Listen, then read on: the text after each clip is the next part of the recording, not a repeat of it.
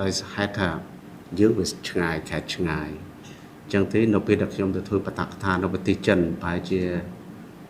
ជាង10ក្រុមហ៊ុនបាទយើងទៅអូសទាញគេមកដើម្បីឲ្យគេបានមកវិនិយោគនៅយើងនេះតែសំណួរចុងក្រោយតាក់ទងនឹងផ្លូវនេះគឺយើងត្រង់អេះអុញតិចយើងថាគឺវាផ្លូវវាស្អាតហើយតែទៅជិះធ្វើដំណើរ7ម៉ោងទៅ8ម៉ោងក៏តែខ្ញុំថាខ្ញុំនឹងសុំរាជរដ្ឋាភិបាលដើម្បីធ្វើពលានយន្តហោះបាទអញ្ចឹងទេខ្ញុំត្រឡប់មកវិញក៏សុំសម្ដេចបវរលោកថាលោកក៏ឯកភាពជាគោលការណ៍បាទលោកឯកភាពជាគោលការណ៍មកថាសម្ដេចបើសិនទីភូមិភាគឦសាននេះមិនមានពលានយន្តហោះទេយើងអត់មានទេសចរយើងអត់មានការវិនិយោគទេព្រោះកុំថាឡើយអ្នកវិនិយោគនៅក្រៅស្រុកសូម្បីតែវិនិយោគនៅក្នុងស្រុកដែលខ្ញុំទៅប្រជុំម្ដងតែងតែស្ពះសុំគេមកវិនិយោគគេថាហេតុហំឆ្ងាយពេកគេថាឆ្ងាយពេក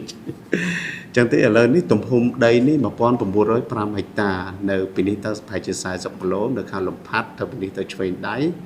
ហើយมันមានផលប៉ះពាល់អីទេបាទมันមានផលប៉ះពាល់អីទេអាដាមរដ្ឋមន្ត្រីខាងបរិស្ថានលោកឯកភាពអស់ហើយបាទឯកភាពអស់ហើយបច្ចេកទេសខាង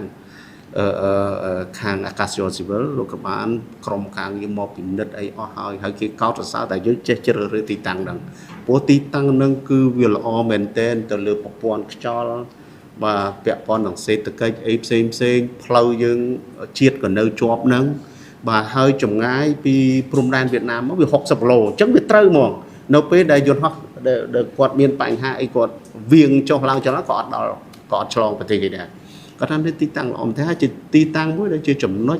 កណ្ដាលនៃខេត្តរតនគិរីមណ្ឌលគិរីស្ទឹងត្រែងទៀតអញ្ចឹងចំណេញបានទាំង3បាទចំណេញទាំងបានទាំង3ខេត្តបាទសូមជម្រាបដែរបាទខេត្តរបស់យើងខ្ញុំនេះវាមាន8ស្រុកក្រុង1ក្រុងបានលុងនេះបាទ8ស្រុកក្រុងបានលុងមានសង្កាត់ចំនួន4មានឃុំចំនួន46បាទឃុំសង្កាត់បុកចូលគ្នា50បាទស្រួយចាំទេហើយមានភូមិ243ភូមិបាទលេខបញ្ជាក់គ្នាបន្តិចទៅអាហ្នឹងក៏យើងស្រួលចាំដែរបាទប្រជាពលរដ្ឋមូលលេខមូលវា240,000នេះបាទយើងមានតំណាងរាស្ត្រមួយសមាជិកមួយកៅអី